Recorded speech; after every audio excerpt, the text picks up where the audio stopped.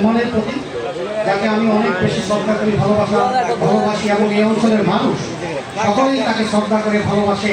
একজন কর্মী বান্ধব নেতা হিসাবে হাবিব রশিদ হাবিব আজকের এখানে প্রধান অতিথি হিসাবে উপস্থিত আছেন, ওনাকেও ধন্যবাদ জ্ঞাপন করছি।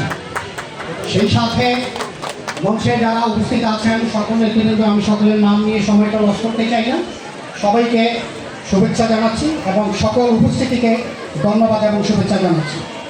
আমি একটি দুটি কথা বলেই আমি আমার বক্তব্য শেষ করতে চাই। সেটা হলো, একটা সময় আমরা পূজা উদযাপন হতে শুরু করে ধর্মীয় অনুষ্ঠানগুলিতে অংশগ্রহণ করতে পারতাম।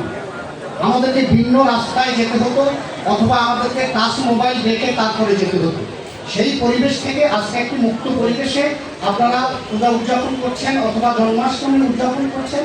এই পরিবেশটি আজকে বহু আন্দোলন সংগ্রাম, বহু রক্তের মধ্য দিয়ে আমরা আজকে সেটা অর্জন করতে পেরেছি। আজকে বাংলাদেশ জাতীয়তাবাদী দলের যে একটি নীতি আছে যে ধর্ম যার যার, রাষ্ট্রটা সবার, এটা বাংলাদেশ জাতীয়তাবাদী দল অনুধাবন করে। আমরা সেভাবে এগিয়ে যেতে চাই।